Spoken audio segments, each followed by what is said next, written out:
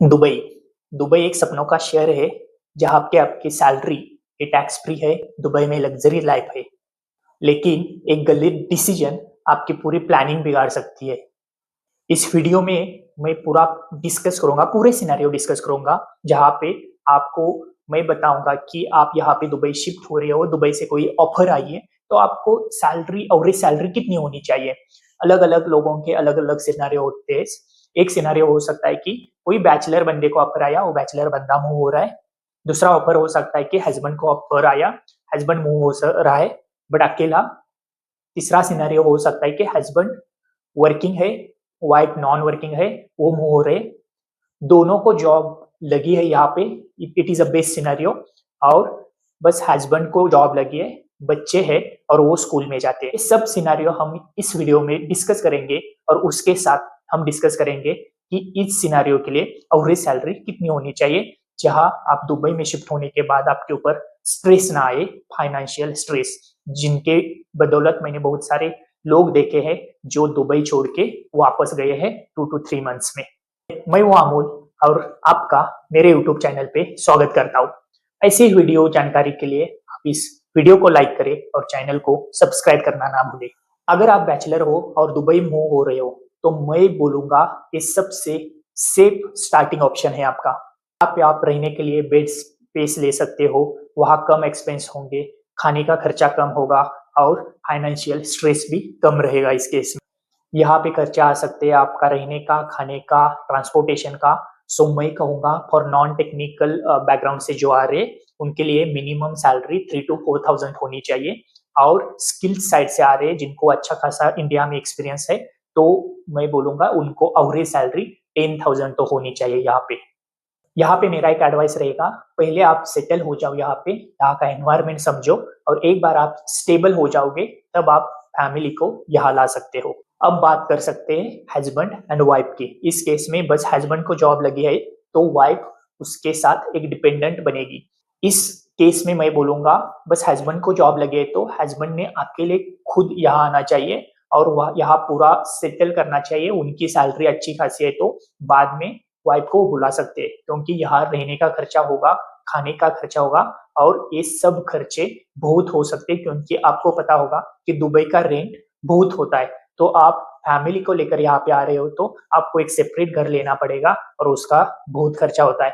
तो इसके लिए मैंने एक अलग से वीडियो बनाई है एक्सपेंसेस के बारे में, तो आप ये वो वीडियो जाके देख सकते हो।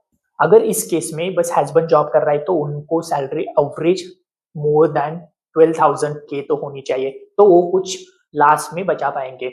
इस केस में क्या हो सकता है, हस्बैंड जिस कंपनी में जॉब कर रहा है उनको खुद का merits ID, visa, medical insurance सब कुछ मिलेगा, बट बहुत सारी कंपनियां वो फैमिली वीजा प्रोवाइड नहीं करती, तो खुद हस्बैंड को पूरा एक्सपेंसेस बियर करना पड़ेगा, जहाँ पे आपको आपकी वाइफ को स्पॉन्सर करना पड़ेगा। उसमें आपका मेडिकल इंश्योरेंस आ गया, मेरिट्स आईडी आ गई, वीजा आ गया, ये सब कुछ, इसका खर्चा, आपका एक्सपेंसेस बढ़ता जाएगा। तो ये पॉइंट आप ध्यान में रख सकते हो आपके फैमिली को यहाँ लाते समय। थर्ड केस हो सकता है जहाँ पे हस्बैंड एंड वाइफ दोनों वर्किंग कर रहे हैं। ये सबसे अच्छी और आपके लिए पॉजिटिव चीज है कि आप दोनों को जॉब लगे तो एक जो मैंने पहले जो एक्सपेंसेस बताए, जहाँ पे वीजा हो गया, मेडिकल हो गया, इंश्योरेंस हो गया, ये सारी चीजें आपको कंपनी प्रोवाइड करेगी, तो डिपेंडेंसी कम होगी और आपके एक्सपेंसेस कम होंगे और आपका सेविंग ज्यादा होगा। जो भी लोग बाहर से यहाँ पे आते हैं उनका सबसे ज्यादा फोकस ये सेविंग पे होता है। तो सेविंग एक केस, दोनों जॉब करो, दोनों कमाओ और ज्यादा से ज्यादा सेविंग करो। तो इस केस में फॉर एग्जाम्पल हस्बैंड को 10,000 है, वाइफ को भी 10,000 है, average salary 20K each month आ रही है, तो बहुत अच्छी सैलरी हो सकती है इस केस में। तो आप कम एक्सपेंस करोगे, एक्सपेंसेस कम होंगे, तो आप अच्छा खासा सेविंग भी कर सकते हो। इस केस में ये भी हो सकता है कि दोनों की जॉब स्टेबल होनी चाहिए। जॉब स्टेबल नहीं है तो वीजा का टेंशन, कि जॉब जाने का स्ट्रेस, ये बहुत कॉमन यहाँ दुबई में होता है। इसके बाद का सिनेरियो है हस्बैंड वाइफ आए और उनके साथ चिल्ड्रन भी है। ये कॉमन केस है और ये बहुत सेंसिटिव टॉपिक है, बहुत ध्यान से ये सुनना। अगर आप बच्चों के साथ दुबई में इनिशियली फेज में मूव हो रहे हो तो आपके लिए सबसे महंगा डिसीजन हो सकता है। मैं कॉमन लोगों की बात कर रहा हूँ, जो बहुत सारे एक्सपीरियंस्ड लोग हैं, बहुत अच्छी पोजीशन पे आ रहे हैं, उनके लिए ये वीडियो नहीं है।